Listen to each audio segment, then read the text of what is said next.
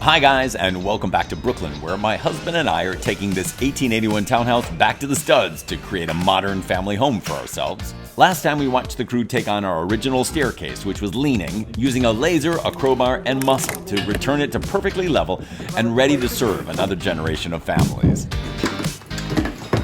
This time we're taking a look at what we found behind the walls that have been demolished. Brick.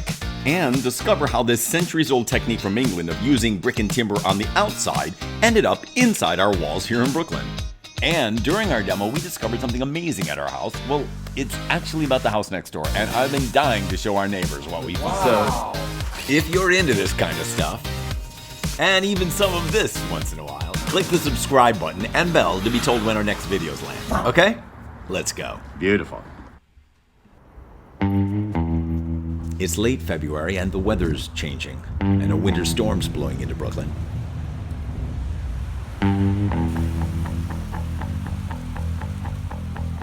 Today, the crew is doing some really heavy lifting at the house. These rocks are all coming from our cellar walls where they've just been hammered free.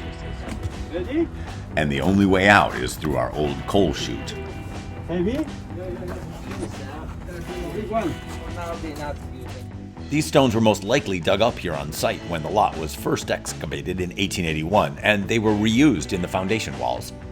Natural stone's been used for thousands of years until as recently as the 1940s, because of its high compressive strength, incredible durability, and local availability right on site. But if you pull one stone out, whole sections can crumble down like a house of cards. It's tricky work.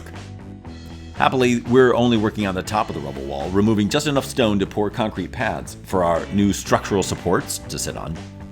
These supports will extend all the way up through the driveway side of our house, through this channel that's been carved out, going all the way up to the third floor. The concrete's been poured, and these rocks are in the way, so today they're going in the dumpster.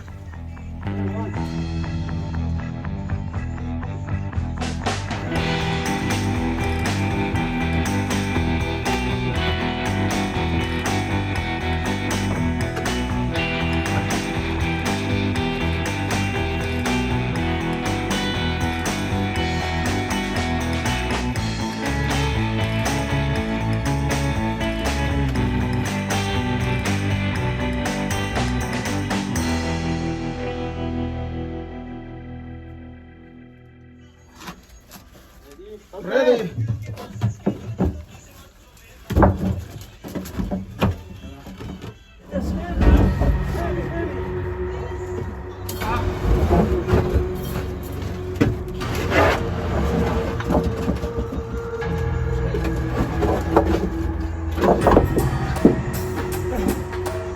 You did it. Ready. To put it together. All right.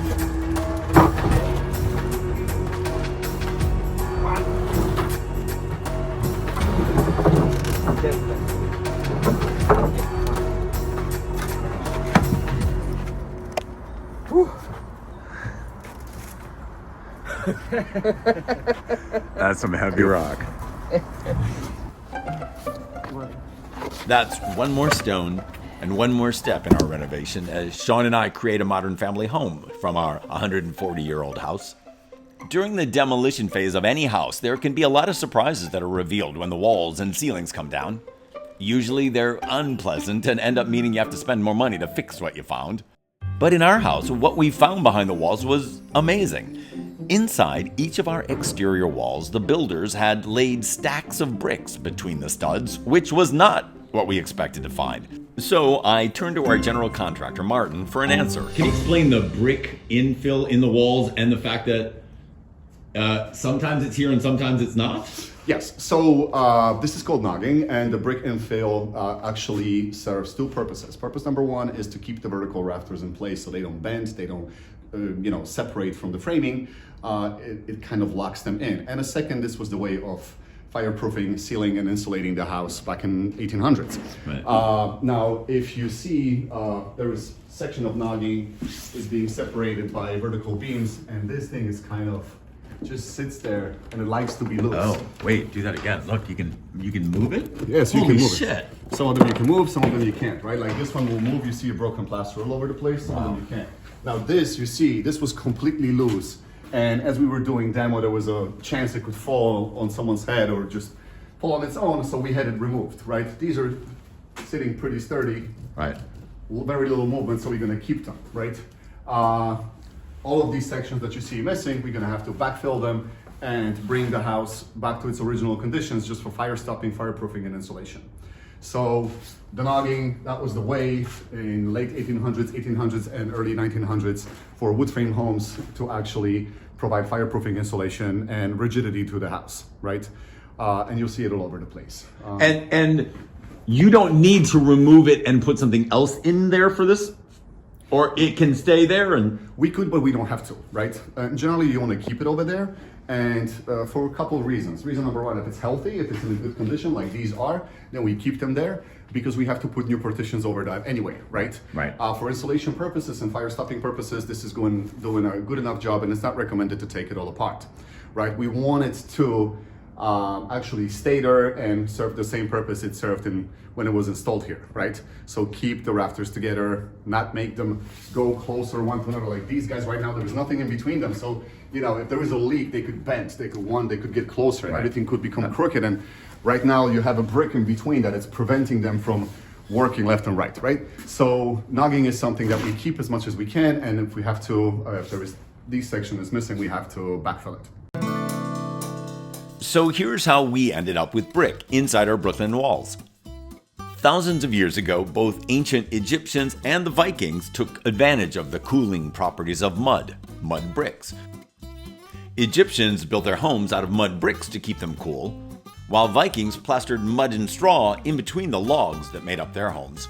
The ancient Greeks were the first to use cavity walls to help insulate, leaving an empty space in between the outer and inner walls to serve as a barrier and keep the temperature inside steady. Over the centuries, these wall cavities were filled with straw, reeds, sawdust, seaweed, turf, and old rags. But the houses were still drafty, and the decaying materials were the perfect home for rats and vermin. In England in the 16th century, bricks began to be mass-produced. So builders began to fill in the space between the timber beams with brick, which made a huge difference in the comfort and also helped to make it less flammable. On the exterior of the building, the brick was often left exposed and presented in a really beautiful decorative way with the exposed timber beams of the building. But on the inside, it was almost always a rough, unfinished brick meant to be covered over with plaster and lath and hidden away. This type of building became standard throughout much of England and then spread to other cold climates in Europe, and eventually here in New York City and into the walls of our house in 1881.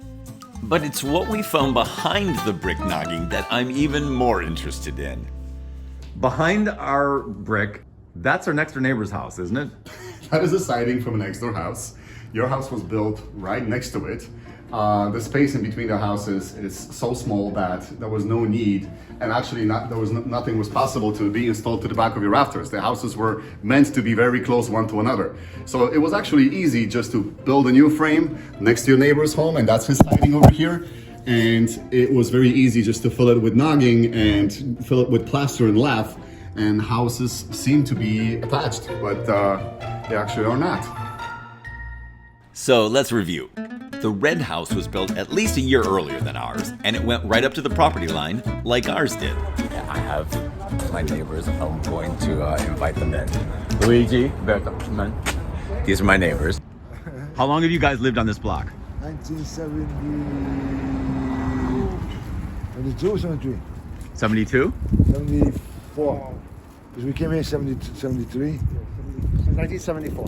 73, 74. Who's the older brother? Luigi. How old are you now? 56. And you're... 52. Right. And who else lives in the house with you guys? My mom's. My mom, my children, and we have a couple of friendly tenants. Okay. Your mom owns a building? Yes. Right. And how long your mom bought it in? 70. No, it was approximately 1980. Oh, you guys lived here first? And then she bought it, or you? Yeah, We actually lived across the street. Where? Right there. It's across the street, third floor. Yep. When we first moved to this block, and this house actually came up for sale. Yes. And my father was friendly with the owner, and we ended up purchasing this house. All right. Which, back then was easier because it was a private mortgage. Right.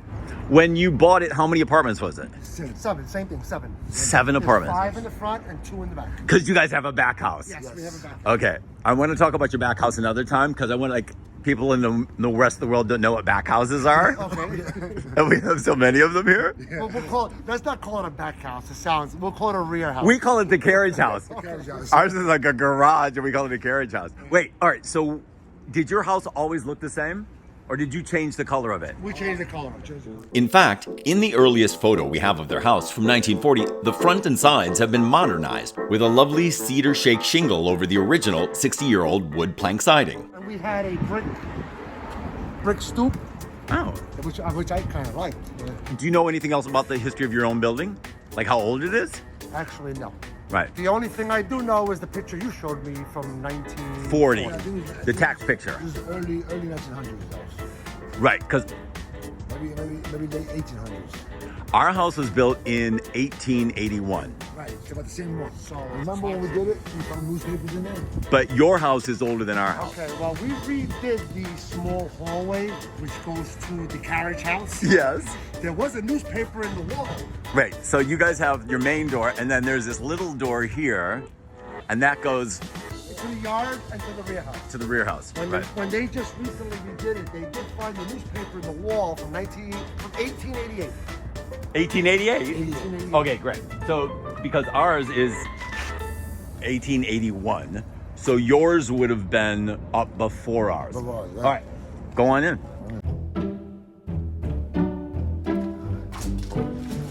So I want you. Cow. Wow. So This is right.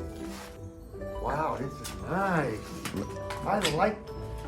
I like this brick. So we've always liked the brick, but what I want you guys to notice is what is behind that brick. That's my house. What are you doing? What are you doing in my house? We put holes in it? That's your house. That's the original wood siding from 1880. Wow. So your house had a lovely siding on it Yes. that has been protected for 140 years Yes. Yes. by our building sitting next to it. But when ours went up, it didn't have to put in an outside siding. We just nudged up against you. My wall. I know. You got cheated. Isn't that crazy? Holy cow. That is beautiful. All right, let's go upstairs. There's more to see. Oh yeah. Well, after 100, how many It just years? goes to show you the difference, though, with the material and the way stuff was built back then. Yeah, compared to right. today. It's just amazing. Imagine. If you open up this wall and clean up all that wood, how beautiful it would Right, the whole side of your house, you have like the original siding. Knock this down. I think we should knock your house down so we can see my. Then you rebuild it. Then you rebuild it. Right, all right, let's go upstairs again.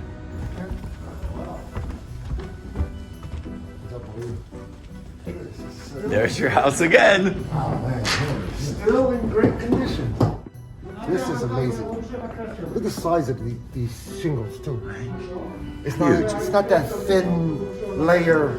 No, it's a 2x6. It's a 2x6. And they look like they're stained and Yeah. oiled or... Yeah. Wow. That is cool. This is nice. So when can we move in? I explained to the guys that some of our brick nogging was loose, so our crew pulled it out, and that's when we saw their house. And that some of our brick is leaning on their house right now.